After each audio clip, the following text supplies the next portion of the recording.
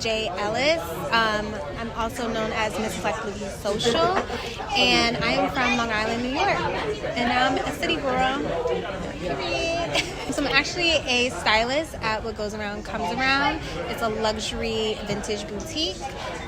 Formerly, I was at a well-known luxury store in Manhasset, and I recently just moved out here to start selling all my vintage girlies, all their iconic pieces. Well, honestly, I'm gonna say growing up.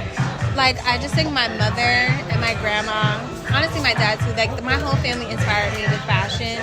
I mean, I was good academically with everything, but I just knew that it wasn't for me. I originally wanted to be a forensic scientist, which was totally like left field. And then by the time I graduated, I was like, yeah, this is not for me. I took a pre-college class my senior year of high school at FIT, and I met so many amazing people. The opportunities were amazing, and I was like, you know what, I'm gonna go to FIT and do fashion merchandising. Even though my guidance counselor at the time was like, Jay, I don't think you're gonna get in. The program is so hard, like so much self-doubt over everything. And I was like, you know what, I'm gonna do it. I was waitlisted at FIT, and then I got accepted to Buff State, and they had a 3-in-1 program. So I did 3 years at Buff State, and then I went to FIT, and I just continued. I definitely tried to do the merchandising thing. I hated math, to be honest with you, and merchandising is nothing but math and planning and all the things. And I ended up working at Victoria's Secret, and I was a generalist, so I did kind of everything. And I helped with the buying team and the visuals. I ended up becoming a supervisor for a London-based brand in Bloomingdale's. I was a trained Chanel associate, and I did sell YSL, Celine, literally everything. And I became the top seller there as well. I was in the top 5 by my 4th year. Had a really great book, and I was the baby there. Ending of 2023, going into 24, I had to sit down with myself, I had to talk with God, and I was like, I just need a change. Like, I feel like I accomplished everything that I was supposed to do here, and I need something new to happen. And I think the funny part about ending up at What Goes Around is when I was at FIT, I had to do a project for one of my classes, and I actually had to go to What Goes Around. And I didn't know much about the brand back then, and this is like 2017, 18. And I ended up going over there, and I was just like looking around, meeting the people, had no idea.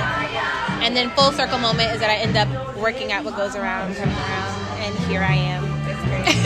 Funny enough, even though I knew that I had style, I don't know if anybody remembers, like, but back in like the early 2000s, it was like the life-size like Barbie.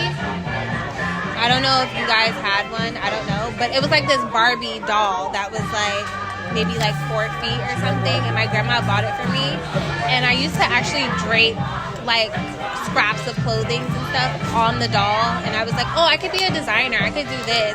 My mom bought me like this crocheting machine from those little Christmas magazines that come every holiday or whatever, to like for kids or whatever. So I was like testing out different things. The joke for me is that I was a thick child, okay? Like, thick. I'm not gonna lie, I look good now. But child, I was thick. And during that time, if I'm sure everybody's gonna know, it's like the True Religion, the Juicy Couture, Polo, like everybody, Abercrombie was a thing. I could not fit into none of that stuff.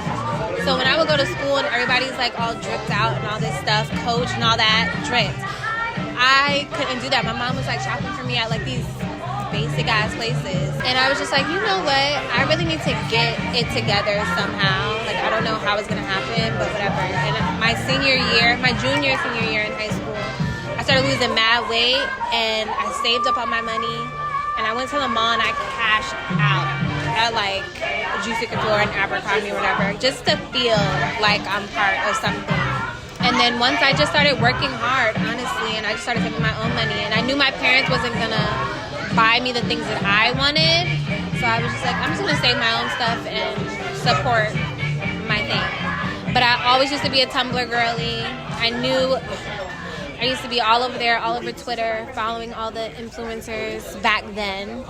And I think I just built my style from that. Just like picking up bits and pieces from like everything. But I will say I definitely used to like sneak into my mom's closet, try on her shoes, do the clothes.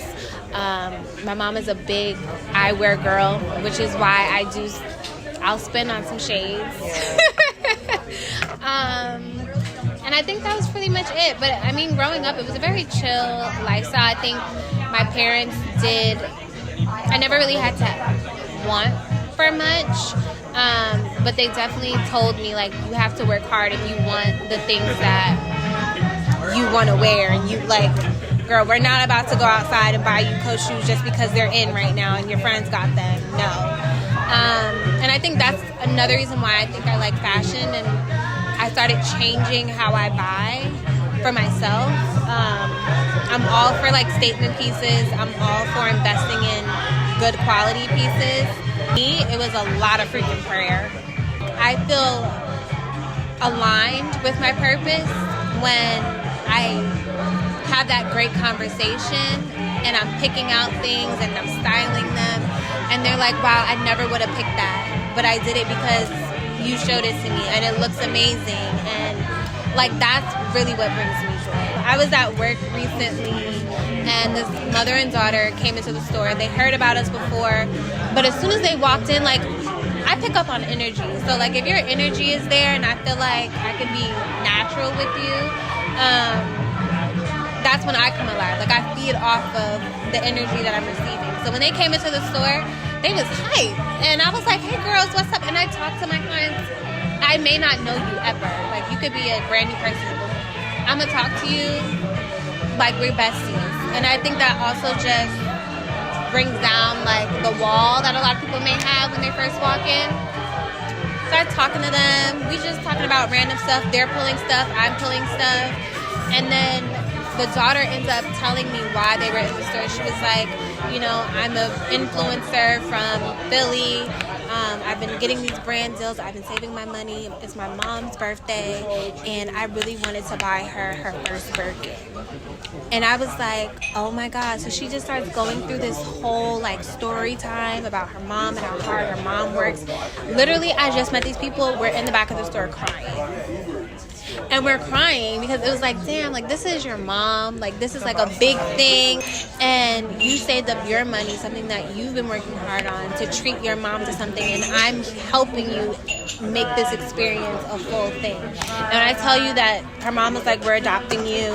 You're part of the family. You can come over for the holidays. I know that I was chosen because I feel like all the opportunities, all the people that I've met, especially this year, I literally started watching sermons every morning before I went to work, which I still do.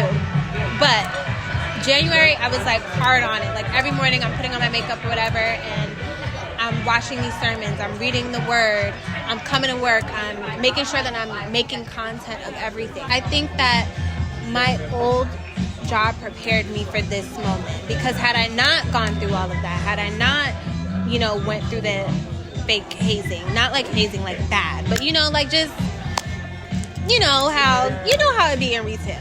But had I not gone through all those situations, I don't think I would have been prepared and would have been ready to make such a big transition to start here. And then with that, it was just honestly me knowing that I'm that girl. Even though it took a minute, like, it's a weird thing. I think that I always say I do have confidence. Like, it took a while to fully master it, I would say, because I think everybody has those days where you look in the mirror and you're like, damn, like, this didn't happen for me. I'm this age. I'm not doing this yet. And then you're looking around, and social media will have you fucked up quick, because you're like, how is this bitch 26 and she got a lamb truck and she's walking around with Birkins and she got, like, you really just start fucking with your mind a little bit. And it took a moment for me to be like, well, that's not your journey, Jay. And you just have to have confidence in yourself and trusting in yourself. My quote for the year, my like statement, was have radical self-belief. So for me, it was like, yeah, I could believe in myself, and then the next day something doesn't go my way, and I'm like, okay, well, I'm back to feeling like shit again. But it was like, no, I have to fully believe, fully take full initiative, and be like, regardless of how my day goes, I woke up, each day is a new day, and I have radical self-belief in myself that I'm going to get through it, and whatever is meant to happen for me, whatever experience I'm supposed to have, it was meant for me and for me only. At my old job, I took some L's, but it's funny that to me it turned into a win. My last year at my old job, it started to get rough. Like a lot of the clients that was coming in, like older, stay-at-home, Long Island soccer moms, you know? And I think it took a lot for me to connect with them. And I finally, like my last year, I was killing it, okay? Like I had my girls texting me. I had girls being like, oh my God, I came in, you're not there, I'm gonna leave. Like they were very serious about me, and I was serious about them. And I ended up meeting this lovely, lovely client. When she came in like these Nike shorts. Like she did not look dressed. Like she looked crazy. Like she did not belong. But she came into the store and she just started picking out stuff. Never asked for a price. Was just like, okay, I'll take that, I'll take that, I'll take that, I'll take that. And at first you gotta be like, girl, like, explain to me or whatever. And when I tell you we ended up building the best relationship, come to find out she was actually a shopper as well, for multi-wealthy families. So I was basically like her go-to person. And we created such a great rapport with each other. And when people started noticing how often and how loyal she was to me, I know it started to ruffle a little feathers or whatever. So it was an L because right before I left, she was doing numbers with me consistently. I want to say she did like she did basically $500,000 with me within 6 months.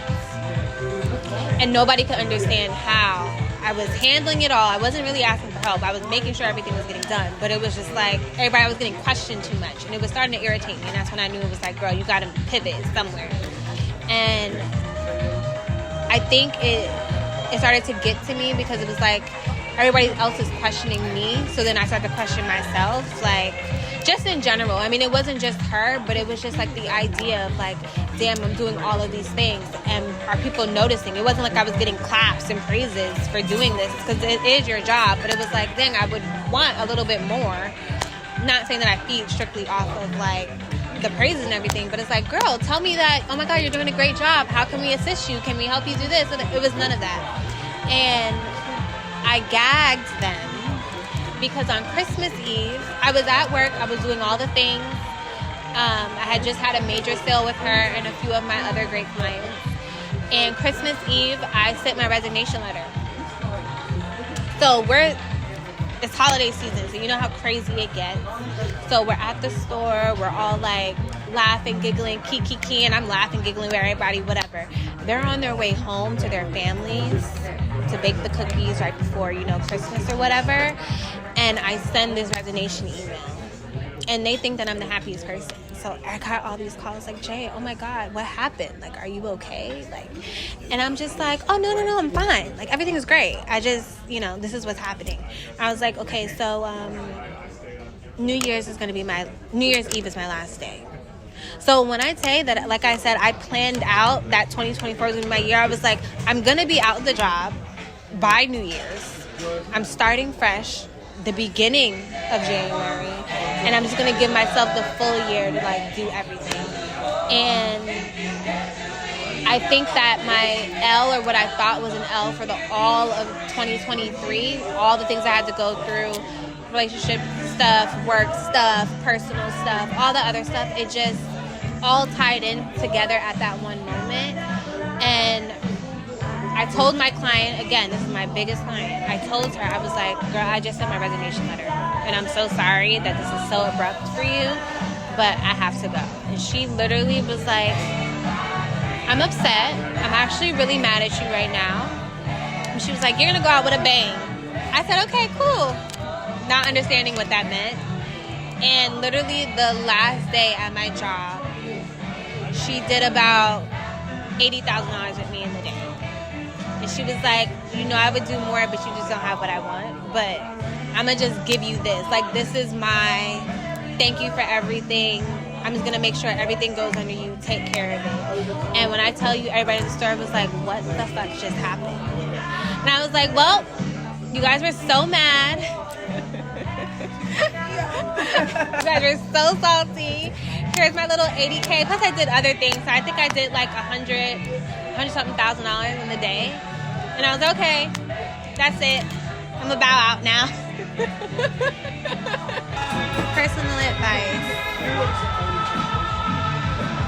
Personal advice is gonna sound cliche, but it really just all boils down to having true self-belief in yourself and following your gut, your intuition. Everybody around you is kind of like noise. Like, they're just kind of there because everybody's going through kind of the same shit, but just in their own journey or whatever. And you can't allow other people's noise to affect your journey and what your spirit, your guide is telling you. The grind and